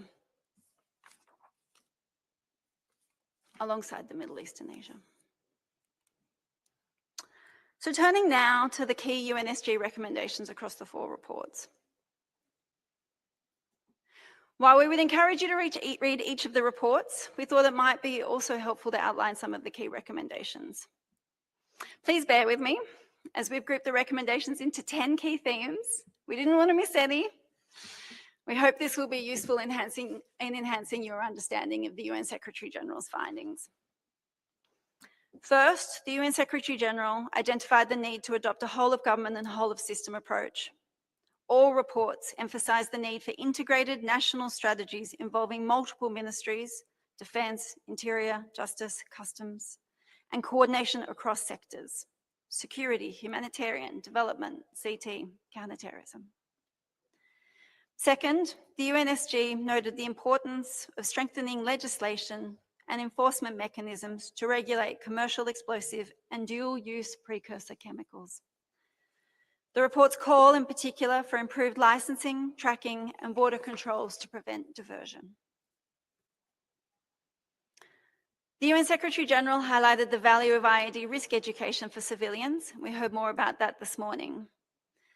Also for humanitarian, both for civilians, humanitarian workers, and security personnel.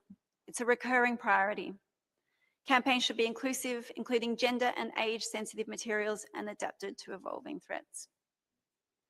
All reports noted the need for emergency medical care, rehabilitation, psychosocial support, and socioeconomic reintegration for IED survivors. And fifth, the UNSG recommended strengthening national capabilities in IED disposal, including forensic investigation, intelligence gathering, and judicial processes.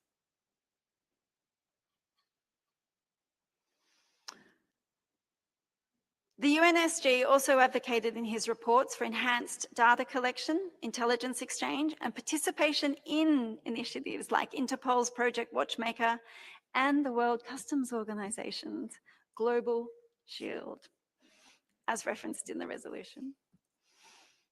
Seventh, the UN Secretary General recommended the use of assessment tools and standards. In particular, the UNIDIR Counter-IED Capability Maturity Model and Self-Assessment Tool was recommended to help states identify gaps and prioritize improvements. I will touch briefly on this tool at the end of my presentation.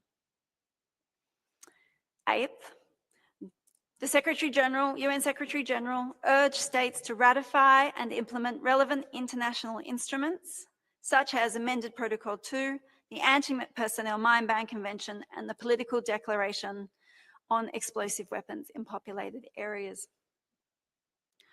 On technology and innovation, in the most recent reports, the UN Secretary General recommended the use of advanced detection technologies, uncrewed aerial vehicles, and data analytics to counter evolving IED threats. I'd like to thank the experts who've spoken this week on technology and innovation, helping us to build our understanding of the most recent developments in this field. And finally, the UN Secretary General, in his most recent reports, addressed the underlying drivers of IED use, highlighting the links between efforts to counter IEDs and conflict prevention, peace building, and development. As you can see, the UN Secretary General reports were comprehensive and wide-ranging in their recommendations. The reports provide valuable guidance and analysis to inform states' policy making and Australia's consideration, alongside our resolution co-leads, of next steps in progressing the international community's consideration of the threat posed by improvised explosive devices.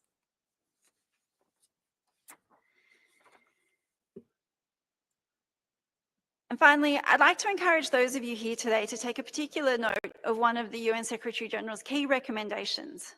That is the use of the Unity self-assessment tool. The tool helps states assess and improve their national preparedness and response to improvised explosive device threats through a structured capability maturity model. The model divides counter-IED activities into two categories: upstream, that is prevention and deterrence, and downstream, that is response and mitigation activities. Unity's self-assessment framework and data visualization tool allow states to evaluate their maturity level across the 16 upstream and downstream components, enabling states to identify gaps and prioritize improvements to their national preparedness and response. It is designed to be intuitive, scalable, and applicable to states at any stage of IED threat exposure, including those preparing for future risks. As such, it supports states in their strategic planning, in donor coordination and capacity building by providing a clear picture of national counter-IED capabilities and the areas needing attention. From Australia's perspective, the Unity counter-IED model and self-assessment tool provides a valuable contribution to addressing the threat posed by IEDs, and we were pleased to include reference to it in our UNGA First Committee resolution.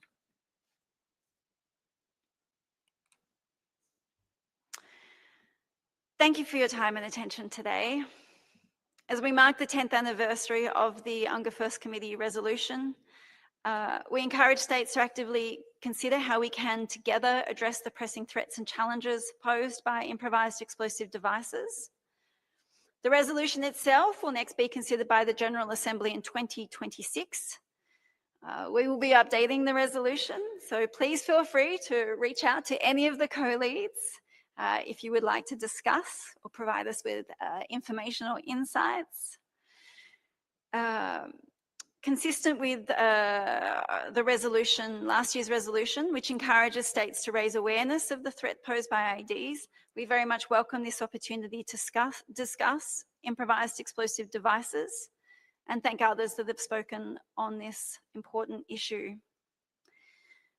We would welcome co-sponsors to the resolution to demonstrate the importance of this matter and states' commitment to it. And we look forward to your continued support for the resolution in 2026. Thank you.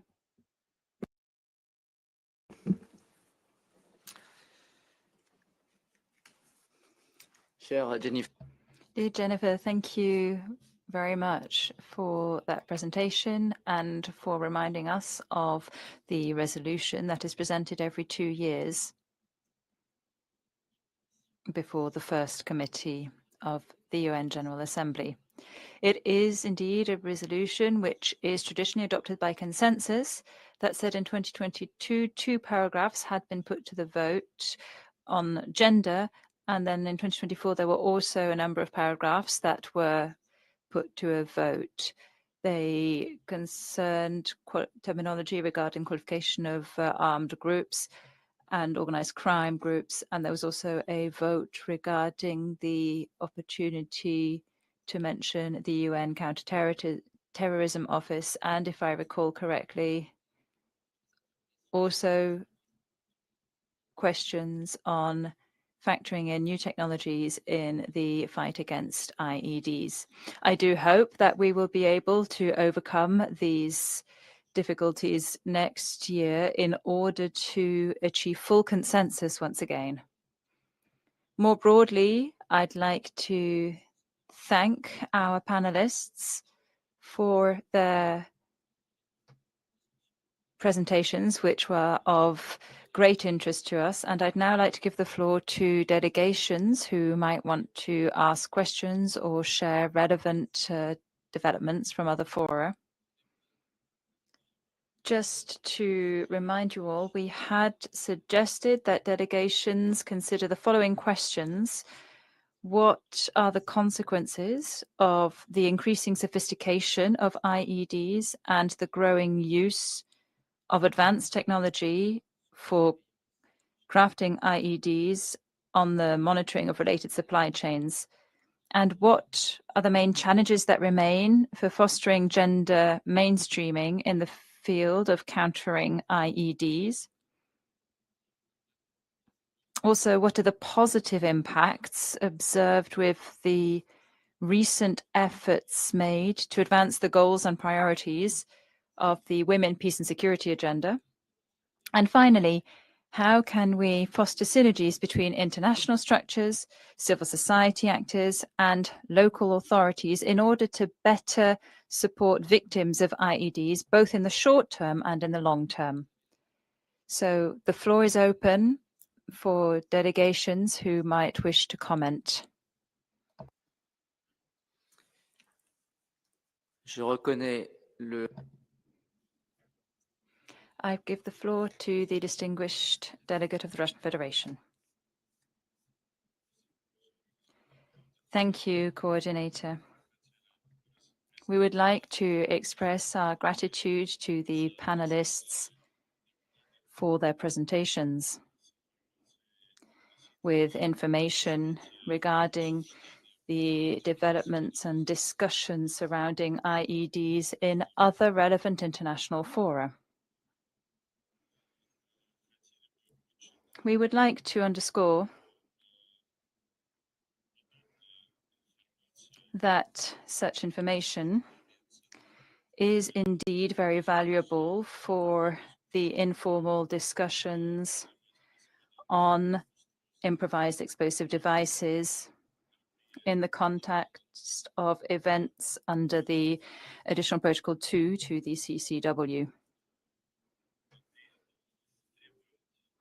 That said, we also need to take into account the fact that further discussions and thematic discussions regarding IEDs, including specific aspects such as, for instance, the terrorist aspect or aspects relating to the detection of precursors for the crafting of IEDs, export controls. These require discussion in relevant international fora and not here. This is particularly important to take into account given the fact that in and of itself, the discussion on improvised explosive devices in the context of Additional Protocol II is of an informal nature and should take into account the mandate of the CCW regarding these devices, which is restricted strictly to their use in the context of armed conflicts. As regards the questions relating to the participation of women in these activities, this issue regularly arises within the AP2 context and within the conventional and certain conventional weapons overall. And we would like to underscore a certain difference between the recommendations which were made in the context of the APLC and the context which we're dealing with in the context of the CCW. This is linked to the fact that participation in these international instruments and the difference in the context of the CCW is the fact that you have states parties with their national specificities regarding issues linked to countering IEDs. And that specificity resides in part in the fact that A number of states, for instance, our state, has a certain amount of national practice and national specificities regarding the training of the brigades that do demining. These specificities involve the fact that these brigades, including the Russian Federation, are formed strictly of men.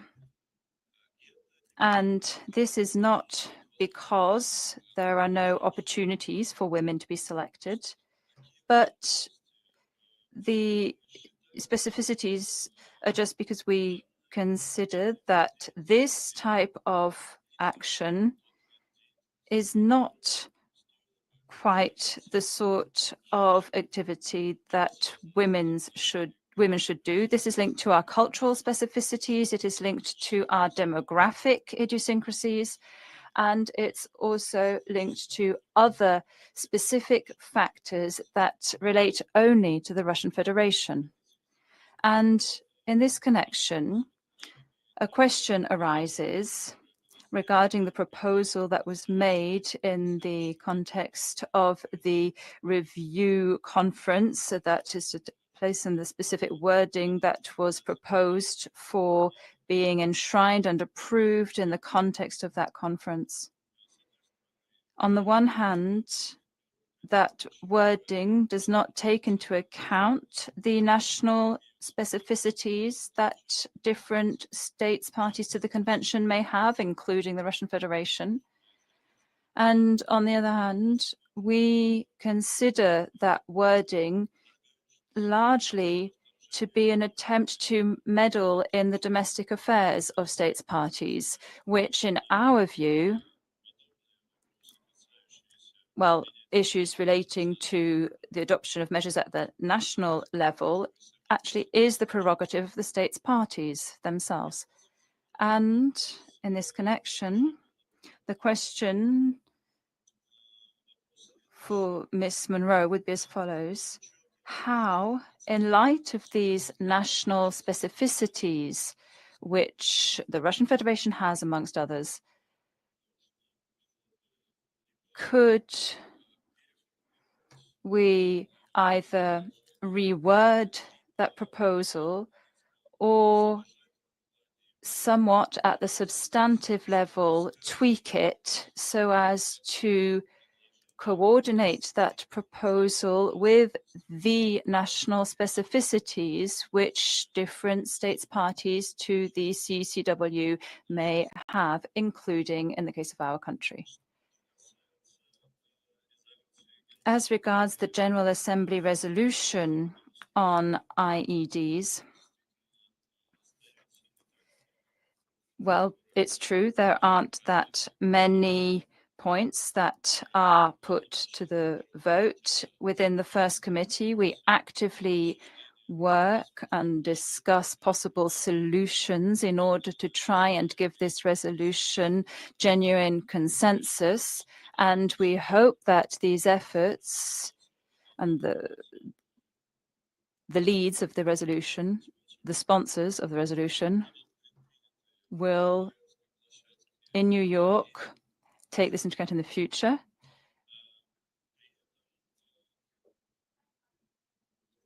Moreover, the leaders and the guidance regarding IEDs, UNIDIR's guidance regarding IEDs,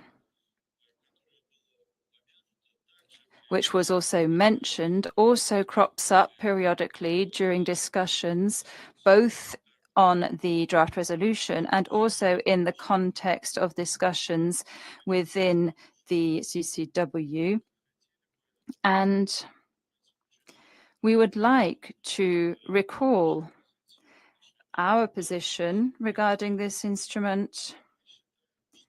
We consider that seriously considering the possibility of taking this instrument into account, both in the context of the resolution and in the context of some other documents of states parties to the convention, would be possible after a substantive consideration of this instrument. We have said this on many occasions, and we would consider it would be possible to begin, for instance, with considering the instrument at the level of a group of experts, if there is interest among state parties to do so, but without such a substantive examination, it is hardly likely that we will be able to seriously talk about including elements or references in this to this instrument, which has been prepared by a separate organization, and to include such document in the General Assembly and within the conference, the convention. So once again, we'd like to underscore that at first, we need a substantive discussion and examination, and then we can talk about the possibility of including specific wording in these documents. We are open to such work if colleagues are interested in doing that work, but in our view, this will require significant effort from states parties and a high level of expertise in order to look at the proposals and ideas contained in that document in substance, the document of UNIDIR. Thank you very much.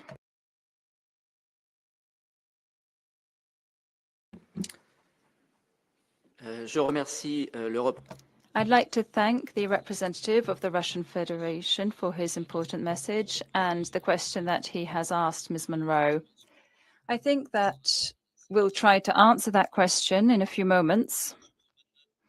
I do take note of your comment regarding UNIDIR's handbook about the fight against IEDs and the way in which we could integrate a reference to that work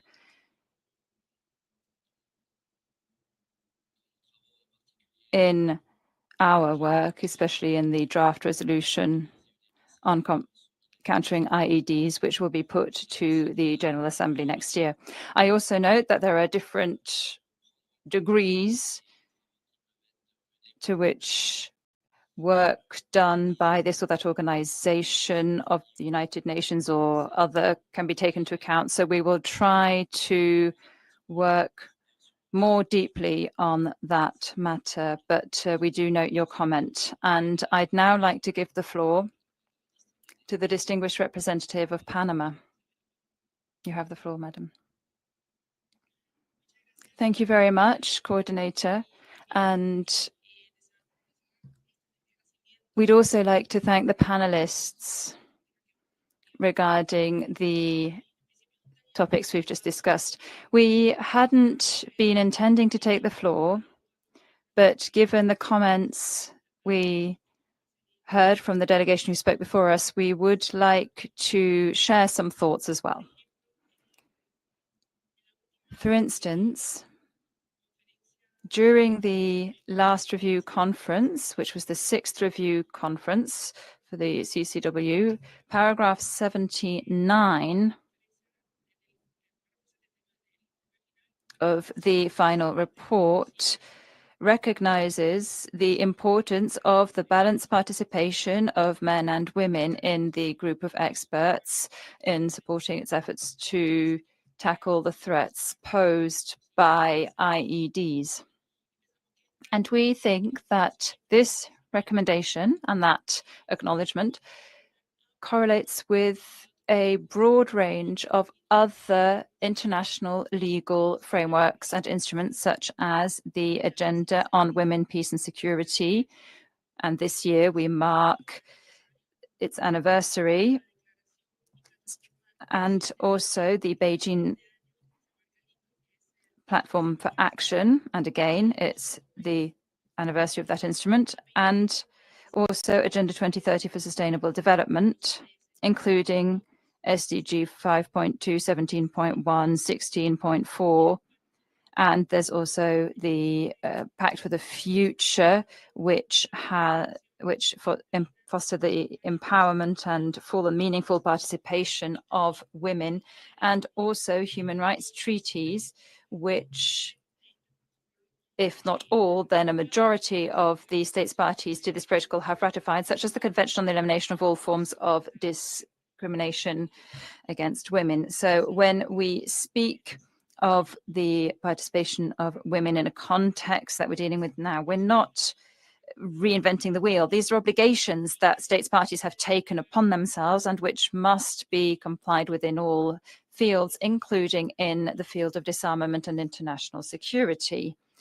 Now, in a specific context, such as the one that we're referring to right now, namely the impact in connection with IEDs, we have seen from practice that mixed teams, that is to say, teams comprising both men and women, are crucial in order to reach the most vulnerable and worst affected persons, because in some cultures, for instance, only a mother can reach out, a woman can reach out to another woman or provide victim assistance services or risk assessment involving women. And it can also occur that certain men feel more comfortable talking to men. That's why it's important to take this into account.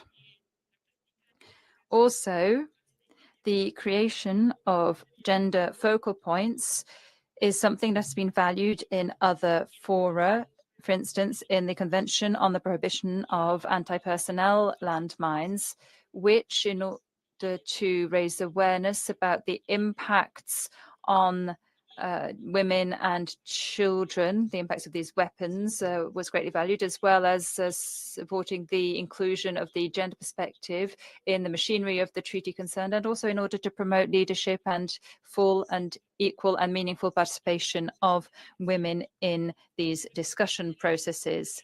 So my delegation would be interested in replicating this best practice within the CCW as well. Just a couple of weeks ago, in the Arms Trade Treaty, we achieved this step forward of establishing gender focal points.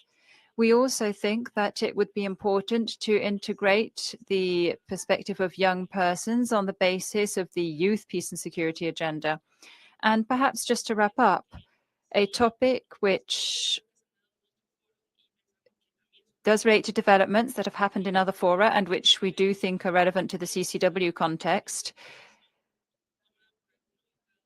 relate to the regrettable decision by certain states parties to denounce or suspend treaties which are relevant, and not just because of the negative consequences this has on the treaties concerned themselves, but also the negative impacts this has on the whole machinery of humanitarian disarmament and arms control. And so we would be keen to ensure that such initiatives do not impact the functioning of this protocol. And we hope that other states will not feel motivated to take decisions that will have a major impact on humanity and generate many more victims, including women and girls. Thank you, Coordinator.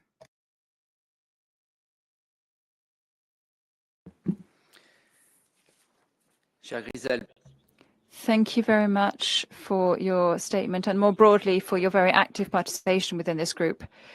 We still have 4 minutes before the end of our meeting, so I'd like to give the floor back to our panelists, and perhaps I can begin with Ms. Monroe. Perhaps you have a response to the question asked by the distinguished representative of the Russian Federation.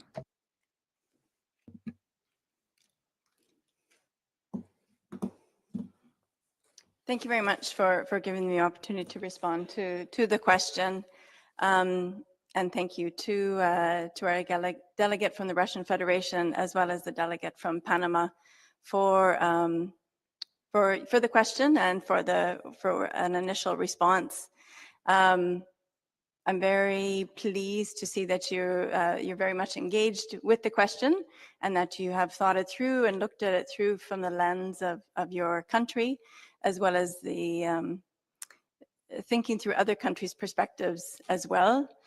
But I'd like to reiterate what the delegate from Panama has so rightly said, is that you know, many countries have signed up to all of these international obligations already that have confirmed our commitment to the Women, Peace and Security agenda.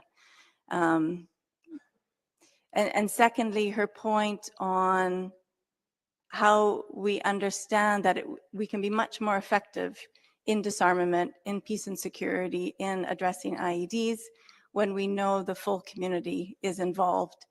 As she rightly pointed out, when women are speaking to women, we know we can reach different parts of the community when men speak to men. And we have significant evidence that shows that when you have these mixed forces coming together, either as liaison officers, as risk education advisors, and even as deminers, that you have a much more effective approach to address contaminants, as well as making it much more safer for the deminers, as well as the different teams that are in the field. But yeah, I would encourage at the next conference to further this discussion and to hear from the other delegates as well. Thank you. Merci beaucoup. Thank you very much, Ms. Monroe. We're coming to the end of this roundtable and of this morning's meeting. I'd like to thank you very much for your active participation. And above all, I'd like, on everybody's behalf, to thank our three panelists for their clear and very enlightening, pedagogical and relevant presentations. And I suggest we reconvene at 3 p.m. Thank you very much.